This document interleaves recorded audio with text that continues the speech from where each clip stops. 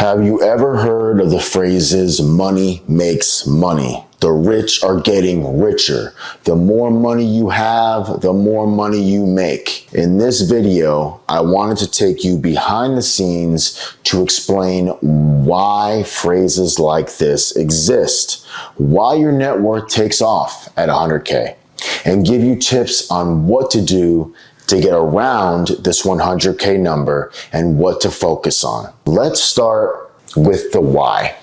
Why does your net worth explode at 100K? Many people believe that reaching a certain threshold suddenly grants you to exclusive access to better opportunities. And these opportunities mean better investments, which come with higher returns. And that is why the rich get richer. In fact, there are two other important factors that come into play as to why your net worth explodes at 100K, and neither of which are related to the type of investment you have access to.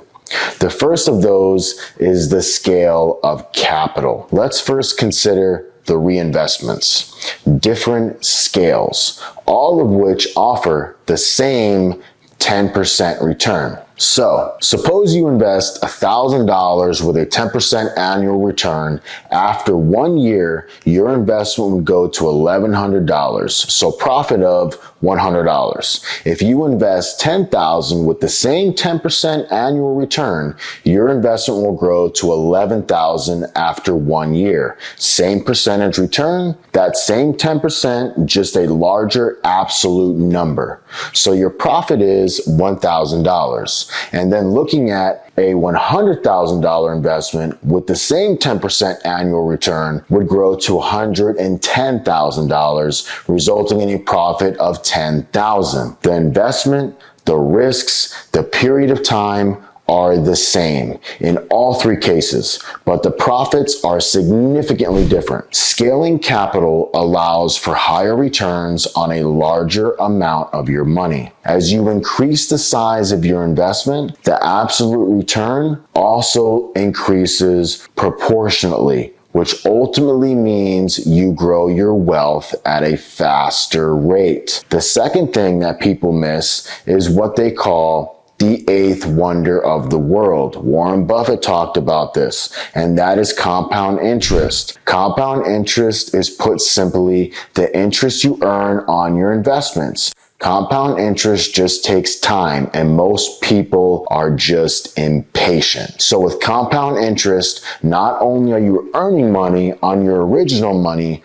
or the principal balance, but you also earn money on the interest you've already made through that original investment. It's hard to explain this without using numbers. So let's say you save $1,000 every month with an 8% annual average return. After 7 years, you reach a net worth of $100,000. That's quite a long time. About 7 years to get to that first milestone of $100,000. But to get to the second milestone of the next $100,000, that time period shortens drastically. This time, you'll earn an 8% return on a larger amount. You'll earn it on the first $100,000 that you've already saved, and you'll earn it on the interest that the first $100,000 has also accumulated. So as a result, the time it takes to reach the next 100,000 milestone reduces to 4 years. Yeah, almost half the time it took you to reach the first 100K milestone. And then to reach the next 100K milestone after that, it'll take you just over 3 years. And you'll notice that the time it takes to earn each additional 100,000 after that gets shorter and shorter and shorter. And as you have money working for you already, and then money working for that money, and then money working for that money, and then once you reach that 1 million, an extra $100,000 from interest alone will take you just over a year. The hardest and the most time-consuming part is often at the beginning, because you don't have compound interest working for you. So you have to do a lot of that heavy lifting yourself. And that's also why a lot of financial content for people at the start of the journey is based around optimizing every single penny. Cutting out those pumpkin spice lattes. I know they're delicious right now. Not buying XYZ is centered largely around deprivation, because at this point, every small financial win may feel really hard and like it's not moving the needle much, but it's those small wins that when you put them together get you to that first 100K. Once you reach that, every success then adds up pretty quickly. And the further into the wealth building process you go, the easier it gets. So keeping these two factors in mind, capital scale and compounding, what are some of the things you can do to make sure you are not left behind? If you don't have that 100K saved up, the first is to increase the amount of money that you invest. Let's say you're on a salary of $60,000 and yours could be any number. Don't use it as a hard number. Just plug these into your current salary situation as you follow along. So $60K a year, and you are investing 20% of that. That means you're investing $12,000 a year after 23 years. I know it sounds crazy, but listen, at an 8% average return, you're going to have about $730,000. But if you invest for 4 more years after that, just 4 more years, you'll have over 1 million. The real gain comes at the end of the journey, not at the start. And so every single day that you're not investing, you are losing out on the opportunity for time and compounding. Time is the most important thing you have on your side and for life in general.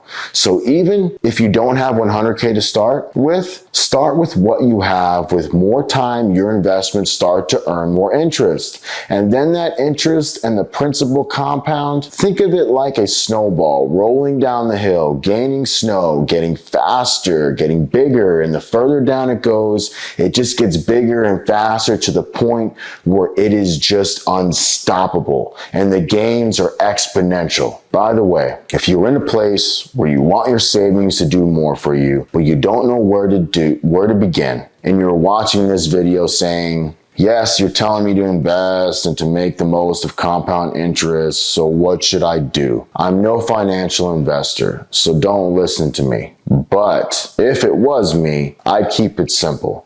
And I'd open a free Vanguard account or something similar and put your money in the S&P 500. Let it sit there, building that snowball while you figure out investing it in something else like real estate or maybe a business. Who knows? That's up to you. At least it's multiplying handsomely and safely. Way more than just sitting in the bank collecting dust or itching for you to spend it on something dumb. I know a lot of you guys thought that was going to be a paid promotion, but I'm just giving you pure advice. You must focus on one thing, and that is increasing the amount that you can invest. It doesn't mean you need a 100,000 lump sum to invest in straight away. Everyone makes this mistake and they never invest in anything. But thinking about ways to increase what you could, contribute on a monthly basis, and notice I haven't said at this point to find investments with a bigger return. I've seen people obsessing over what they invest in, trying to get a 1% or 2% increase per year in their investments, optimizing for the best fund or the best strategy, even the best platform. Which, yeah, sure, it does make a difference. But the thing that's really going to drive the results is just increasing the amount that you can invest. To illustrate this, if you're investing $200 a month for 30 years. I know it sounds crazy, but listen, at 10%, you get just under 400,000. But if you get an extra 2% per year from your investments, you're left with just under 600,000, which agreed is a huge amount difference. But what about if instead of focusing on the individual stock market and trying to optimize for the best returns of getting that extra 1 to 2%, which let's be honest is the stock market is largely outside of your control. You focus on increasing the amount that you can earn day to day instead. And look at the stock market as just a way to multiply your wealth and a place to park your money that you generate in your day to day life. So maybe you do this through negotiating your salary, investing together with your partner, earning more money through a side business. And let's say instead of getting that extra 2% return in the stock market, like I just talked about, you're able to double what you invest every month instead. So instead of investing $200 a month, you invest $400 a month. Then you get to $800,000 in the same period. You see how that works? Although there are many rules for building wealth, the path varies for everyone. Everyone's an expert. Everyone has a better way. My personal way to go about this is to focus on earning more through what you do in your day to day. Spend less in the beginning so you can spend a ton later from your investment returns without sweating or worrying. Really kill it in the day to day while investing as much as you can on a monthly basis into the stock market.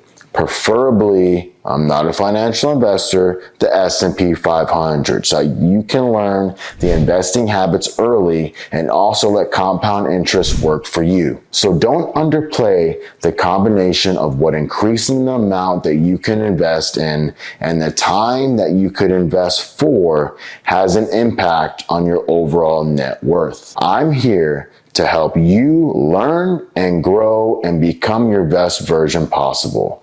Like the video, subscribe, and I'll check you on the next one.